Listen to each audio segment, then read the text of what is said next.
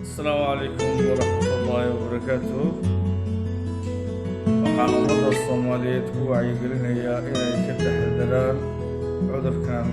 halista ah ee ku faafay dhammaan dacallada dunida, waliba khaasatan dalkeena Soomaaliya si xawli ah ayuu ugu soo batay. Waxaan shacabka Soomaaliyeed ugu baaqayaa inay isticmaalaan face mask iyo sidoo kale inay gacmaha iska nadiifiyaan mar kasta. baataysan riyooyinkan mid ka mid ah hadaad ku riyootid wallaahi waa khayr iyo faraj kuu soo socda, waa hanti kuu soo socota, calaamadaha irsaaqada iyo hantida iyo dheefta waay. riyooyinkan mid ka mid ah ee sagaalkan soo qaadan doona aad aragtid, abshir maxaa ku bishaaraysataa faraj kuu soo degdega iyo ilaahay inuu kaa samata bixiyo dhibaatada aad markaa ku sugan tahay. ilaahayna qofku doonuu irsaaqaya xisaab la'aan.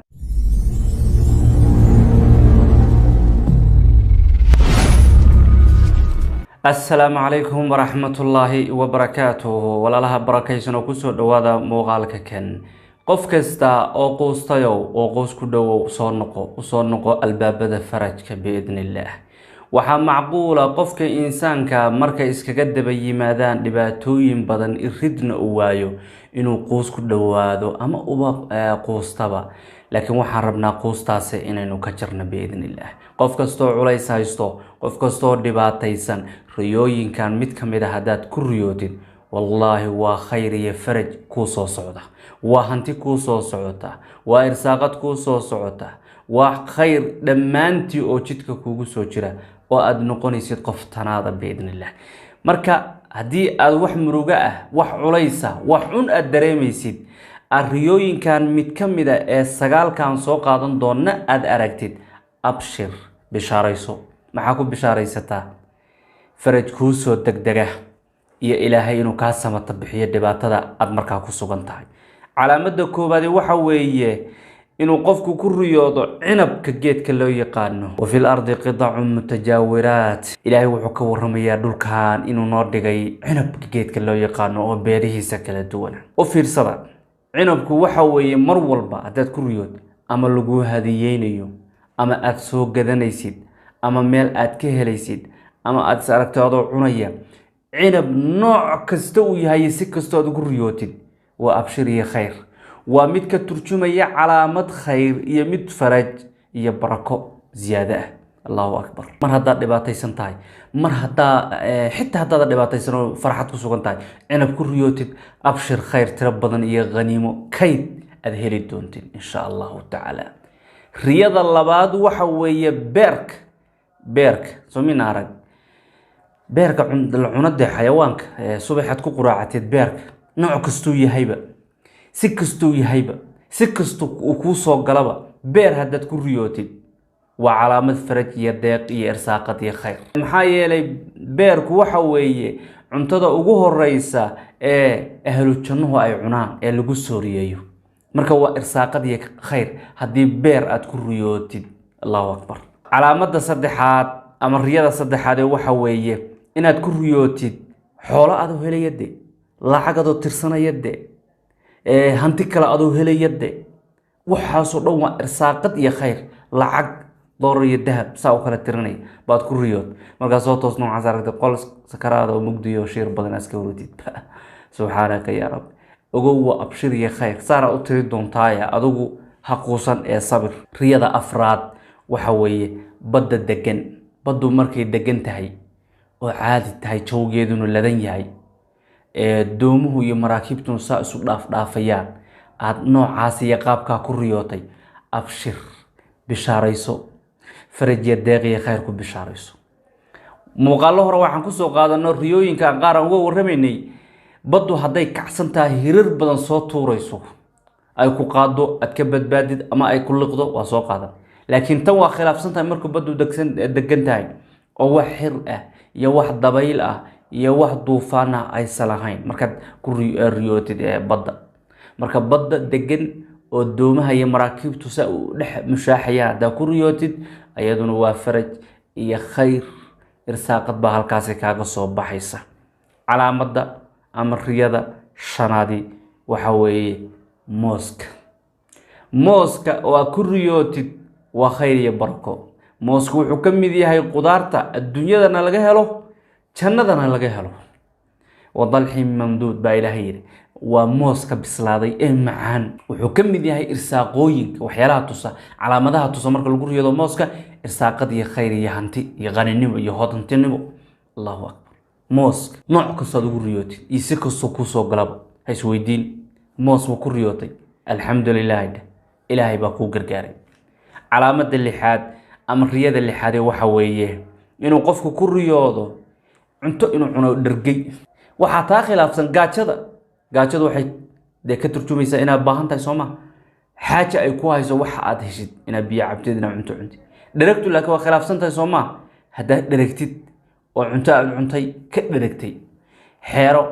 weel weyn miiskeedii saaniya ka wada dheregteen oo adiga cunto halkaas ay ka joogto waa khayr iyo abshir لأن خلاف كذا شرع قاجدا يا باهدا تنو بركة إرزاق دي الدق ما شاء الله إلهي نقفه دون إرزاق يا حساب الله علامة التضباط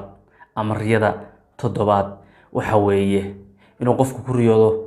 أرجع حولها نمعولي ده لو يقان بهايمت أرجع يجيل يلوط ده كريوت لا قوس وحكم دين وح إلهي هين كنوع كديه رتي إنت هلا إقبح أركيس الميرو تونشرنه هو جامني أو فريسيني أو رأي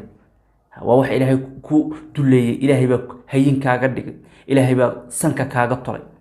markaa rabto waa raraysa markaa rabto sisinta iyo maaragtay macsarada iyo beeraha ku falanaysa markaa rabtana waa qalanaysa gaadiid baad ka dhiganaysa markaa rabto waa raacaysa xoolahaas Ilaahay nisay nimcooyinka haddana aan ka sheeganayn waxba ari iyo geel iyo lo marka xogaa shiidku ku qabto oo xogaa orgi iyo hal iyo rati iyo wan iyo sac iyo dibi wax u naadays waa suuqad geysanaysa oo soo iibsanaysa biilka reerka ka dhiganaysa nolosha saasaad ugu intifaacsanaysa Ilaahayna sidaas u yiri subhanahu wa ta'ala nagula dardaar marka ariga iyo geela iyo lo'da xoolaha nimcooleyda hada ku riyootidna waa abshiri khayr gaar ahaan lo haday tahay oo qofku u dhibaataysan yahay ciriiran ku sugan yahay oo lo'da ku riyooday qaabka soo riyoodo waa calaamad wanaagsan waa riyo wanaagsan waa deeq rabbi subhanahu wa ta'ala tan xigta waxa weeye salaada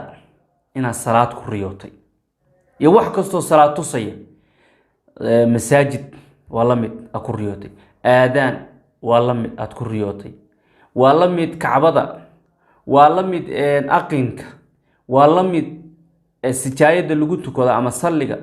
waa la mid meesha gurigaada aad uga tukatid adigu salaad iyo wax kasto salaad ka turjuma calaamad kasto salaad ka turjunta iyo salaad waxa weeye faraj iyo khayr iyo barwaaqo iyo rid iftiin oo faraj oo qofkan Ilaahay u furay subhanahu wa ta'ala